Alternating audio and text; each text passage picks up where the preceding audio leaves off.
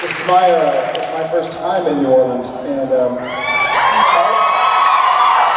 I gotta say I love the city, but the city hates me. It killed my phone. Not a word of a lie. I started walking, and I was like, oh, new buddy. And I started walking to where he is, and I'm GPS tracking it, and then I looked down at my phone. I'm on Bourbon Street, headphones in, and kind of blasting through. Yeah, I saw a lot more of it than I expected, because my phone went out. It was like searching, and I was like, all right, you know, maybe I'm in a hiccup spot or whatever. Keep going, and then no service. And I'm seeing hotels to the left and right. I'm sure I can go in and use Wi-Fi. I'm like, it'll reset, so I turn it off, turn it back on, searching, no service. Airplane mode, off, back on, turn it off, back on. Finally, I see a bar that has like free Wi-Fi and like a college backpacker. I'm like, oh, okay, I'm going there. I just probably paid $5 for Wi-Fi something.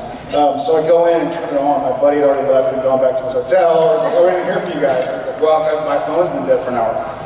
But I got to remember what it was like to walk around the city before little phone gadgets existed. So I was able to put my headphones on and kind of see a lot more of the city than I probably would have. So I'm still a fan of New Orleans.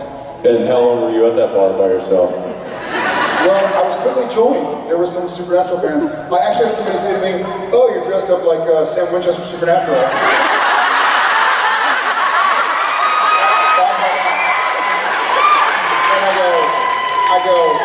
Oh no, I mean, I was like, no, I am the guy. She goes, oh, all right, well, do you like dress like him too? I'm wearing a shirt and a jacket, it's cold outside. She's like, yeah, we all wear that stuff on the show. She was totally unimpressed. And as soon as she found at first she was like, cool costume. Oh, that's a really cool Halloween costume. Oh, it's you? She's like, who dresses up as himself? I was like, I'm gonna go with the next place. Yeah, so I totally got mad dogged.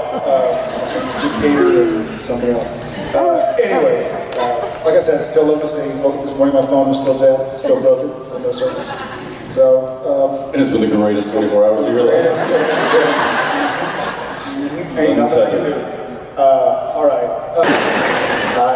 Hi, my name is Julia, and today is my birthday and my sister. Happy birthday.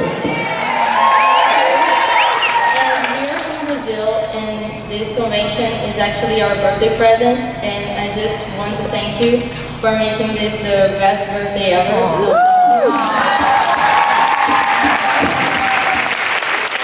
question is, what is your trick for both of you to like make all those emotional scenes so real, like crying and being so angry? And, like, what is your trick? Happy birthday, Julia. Thank you. It could be a language barrier thing, but I try not to use the word trick. I more think of it as somebody. I had this conversation the other day. It made me laugh because they were like, I met somebody who found out I was an actor. They were unfamiliar with the show, but they said, "You must be a really good liar, then." And I was like, it wasn't offensive. They were just kind of making a comment, right? And I was like, you know what? I probably am. I'd rather not find out, but I am not, for those who ask my wife. I'm awful. Oh, yeah. For me, it's not about lying. It's about telling the truth. It's just somebody else's truth. So I feel like after 12 plus years of knowing Sam and having spent a lot of time with Sam, I'm able to help him tell his truth and go through what he's going through. And everybody has their own method, but like when I'm acting between action and cut, I've already done the work. Like the reason I'm able to have such a good time on set, and I think it's pretty well known that we all like to horse around on set, is because my work was done months ago. You know, so I'm able to let it swim around in my psychology, I suppose, and then when they call action, able to break into what I'm doing. And I feel like I know Sam pretty well. I've spent a lot of time with the guy. I like him. His hair is so great. She said gray. Gray. So yeah, I feel like it's I can see you on the screen.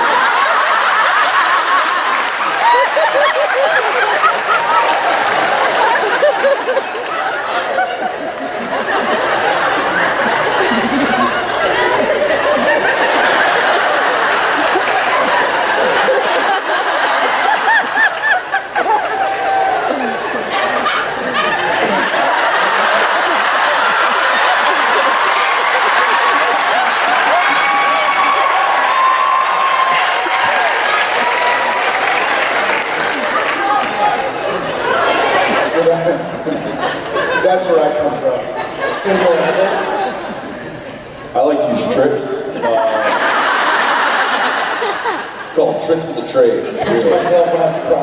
Yeah. It's you know, I'll step on my toe if I've got to get really upset about something. I'll just pinch my side if I've got to. Not pinch and roll, just pinch. No, seriously. I mean, like he said, I'll touch on what he said about being on this. We've known these characters for so long. We've been on this journey with these characters for so long. Maybe in the earlier seasons, or even like the earlier episodes of the series, maybe we had to dive into something personal to get an emotion to use for our character. We don't have to do that anymore. Because we've lived with these characters for so long, we're so close to this story and we're so close to the emotions of what this character. When I watch mine or his performance on the TV and it's an emotional scene, I get emotional because two reasons. One, I remember how I was feeling in that moment, and it touches because you don't forget that when you get emotional about something, your body reacts as though it's real. Your brain knows that it's make believe, but your body is reacting as though it's real. So that kind of leaves a little mark on yourself. So when you see it again for the first time, it kind of touches that again. Also, I love this character. I love these characters. I love the story. I love this relationship between all of these characters. And so if they're going through something, I feel that. And that's kind of what we do, is we just allow the story and allow the emotion of the character to kind of do its thing. And he has a little different kind of prep method than I do. He reads it over and over and over, and kind of gets it all down pat before he shows up. I'm more of I just kind of read it the night before, so that I the instincts and my immediate thoughts about what I'm reading are fresh, and then I just immediately use that. So it has a very similar end result, but it's a very different preparation, and I can appreciate both. Ironically, it's very similar to our characters. I feel like Sam researches and goes intellectual about it and thinks it over, and Dean is more like, instinctual, off the cuff.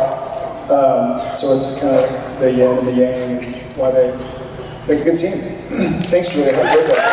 Thank you. What it was like to work with Kime Manners, especially what he brought to Supernatural coming from a show like X-Files.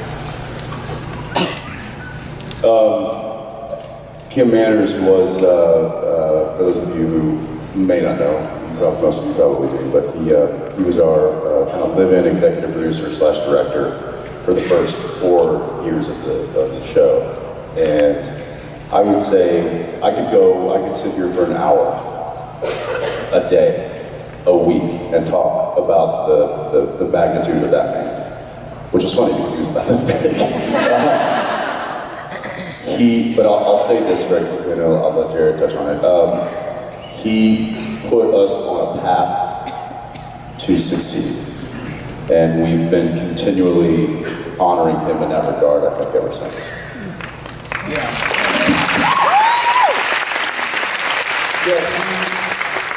He was a force, and Jensen's not kidding. He's 5'3", 5'4", but he was so beloved by everybody. And when we met him, he was a guest director that was coming up for one episode. I think they had begged him to come out of retirement. He had driven up and bought his dog, and on the drive back, they asked him to come back and be a producer. But he walked up onto our set, and he hadn't been to Canada in 5-10 years, and he'd see somebody across the parking lot and be like, "Hey, Dave, how's Debbie? And how's little Sawyer?" Like, he remembered these, like, he truly cared about everybody involved, whether you were the lowliest PA who was just paid by the hour, or the most prestigious writer-director. He treated you like a human being. He didn't treat you any better or worse because of what your job or occupation was, or net worth, or anything. He also was the one who famously told us, you know, "I spend more time with you guys than I do my wife, my kids, my dog. So if I'm not having a good time, then what's the point? You know, we're not curing cancer. We're just making a TV show." So I think he really set the tone for why we're still able to go after 13 years, or in our 13th in counting, to have a good time, okay, to enjoy what we're doing and not take ourselves too seriously. You know, we're telling stories we're passionate about, but at the end of the day, we're telling stories. And we have our own community and our family, but there's no point in letting it get you down when you're stressed out. So, yeah, rest in peace. Thanks.